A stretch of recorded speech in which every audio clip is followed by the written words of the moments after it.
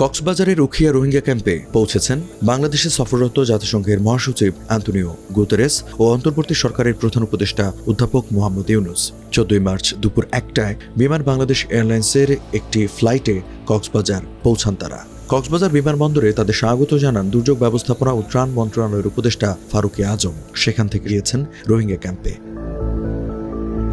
সূচি অনুযায়ী রোহিঙ্গাদের সঙ্গে ইফতার করবেন জাতিসংঘ মহাসচিব অ্যান্তোনিও গুতেরেস ও প্রধান উপদেষ্টা ডক্টর মোহাম্মদ ইউনুস। পাশাপাশি আরও কিছু কর্মসূচিতে অংশগ্রহণের পর একসঙ্গে ঢাকায় ফিরবেন তারা।